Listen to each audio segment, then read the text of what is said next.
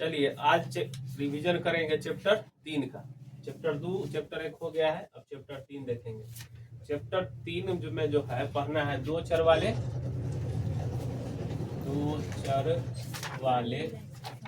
रैखिक समीकरण। पिछला चैप्टर में क्लियर किए थे बहुपद, अब समझेंगे क्या होता है। चर पता है, बता दिए हैं दूसरा चैप्टर में। अब रैखिक क्या होता है और समीकरण क्या होता है, ध्यान से समझिएगा। पिछला चैप्टर में रैखिक बहुपद पढ़े हैं, तो वहीं से आया है ये रैखिक। रैखिक वाला में होता है ना, जो चर रहेगा ना उसका मान 1 रहेगा, पावर 1 रहेगा, चर का घात 1 रहेगा।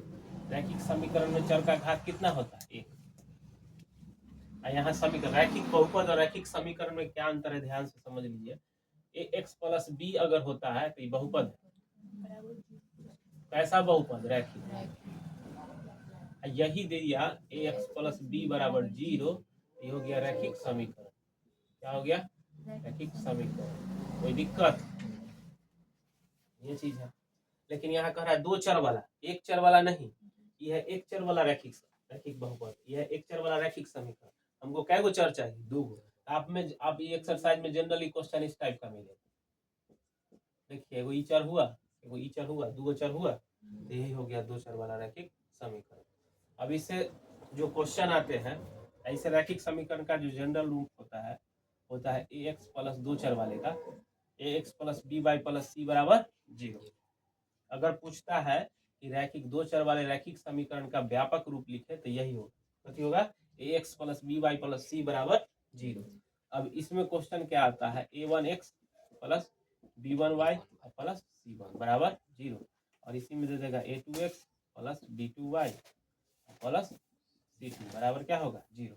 इसमें आपको दे देगा इस टाइप का क्वेश्चन, जैसे कि मान लीजिए कि दे दिया question 3x plus 4y plus 5 बराबर 0, इधर दे दिया 6x प्लस 8y प्लस 10 बराबर 0। इस टाइप का क्वेश्चन दे दिया। अब पूछ रहा है कि ये जो समीकरण है क्या है, संपाती है, प्रतिच्छेदी है या समांतर है। यह तीनों में से कुछ पूछेगा। क्या पूछ देगा कि संगत है, असंगत है, विरोधी है, अविरोधी है, इस टाइप से पूछते हैं। समझ में आया कि ना बात? तो अब ध्यान से समझना है इस चीज को। अगर देखिए a1 by a2 not equal to b1 by b2 रहता है, तो इसका क्या होगा? प्रतिच्छेदी। क्या होगा? प्रतिच्छेदी। कै गो हल? एक हल। हल एक हल। और कुछ? संगत। और कुछ? अविरोधी। कोई दिक्कत? अगर a1 बाई, थोड़ा जगह बना लेते हैं नीचे, a1 बटा a2 बराबर b1 बटा b2 not equal to c1 बटा c, तब क्या होगा? तब क्या होगा? समांतर। कोई हल नहीं, कोई हल नहीं। और क्या होगा? असंगत होगा। और क्या होगा? विरोधी होगा। बस इसे पक्का है, इस पर अभ्यास करके जाइएगा। इससे 2 क्वेश्चन ऑब्जेक्टिव पूछता है। अब है a1 बाई a2 बराबर b1 बाई b2 अब बराबर c1 बाई c2। इसका क्या होगा? संपाती। अनेक हल,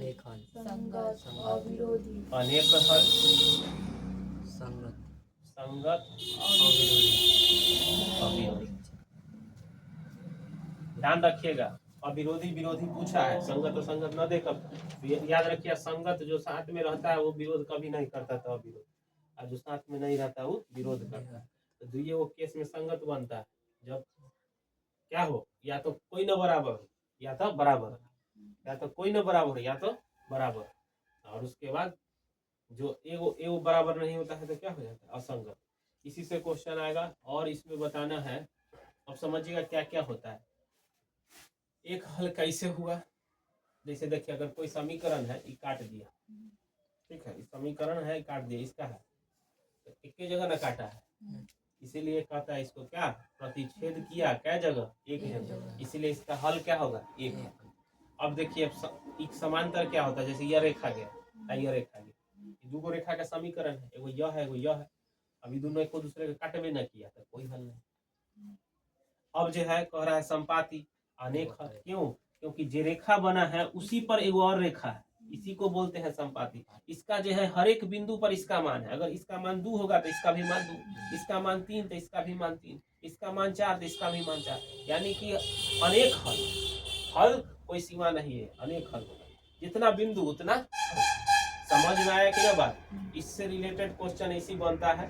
और जैसे कि ये चेक करने के लिए हमें दे दिए थे, देखिए अगर तुलना करिएगा इससे तो A1 बराबर कितना हो जाएगा 3, B1 बराबर 4, C1 बराबर 5 और A2 बराबर 6, B2 बराबर 8, C2 बराबर 10।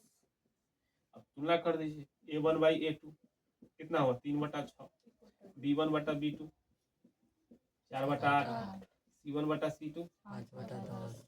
कट जाएगा 1/2 आ गया, कट गया 1/2 आ गया, 1/2 बराबर तीनों आया और तीनों बराबर होगा तो कौन सा संपाति।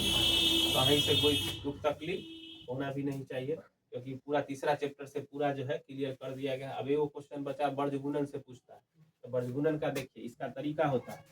वर्गगुणन का तरीका होता है कि अगर x का वैल्यू निकालना है तो आप क्या करिए, किसको झाँक दीजिए y, किसको झाँक दीजिए y। x का निकालना है नहीं, x का निकालना है, जिसका निकाला उसको ही झाँक दीजिए। x का निकालना है ना, x वाला के झाँक तिरछा गुना कर दीजिए, तो क्या हो जाएगा B1 C2 minus B2 C1। अब उसके बाद नीचे वाला के लिए C को झाँक दीजिए, तो क्या हो जाएगा A1 B2 A1 B2 A2 B1। आगे पीछे होगा तो होगा क्या, इसको पहले दे दिया होगा किताब में, इसको उधर देख लीजिएगा। अगर रहता है तो दोनों तरफ उल्टेगा, तो माइनस माइनस कट के वो ये किसका वैल्यू निकला x का। अगर इसी तरह हमको y का वैल्यू निकालना है, यहाँ दिख रहा है चलिए इधर निकाल देते हैं।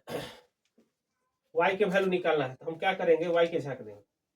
अब गुना करिए A1 C2 तिरछा A2 C1, तो क्या हो जाएगा A1 C2 minus A2 C1। C को झाँक दीजिए फिर से नीचे वाला के लिए A2 B1 minus A1 B1। बस इस तरह यह रहेगा क्वेश्चन। तीसरा चैप्टर से इस तरह पूरा क्लियर कर दिया गया। अब इसमें कुछ बचा नहीं, जो ऑब्जेक्टिव होगा इससे 2-3 ऑब्जेक्टिव निकलेगा, इसको देख लीजिएगा। उसके बाद चैप्टर वाइज अभी डलना रहेगा, इसी तरह डलाते रहेगा। चलिए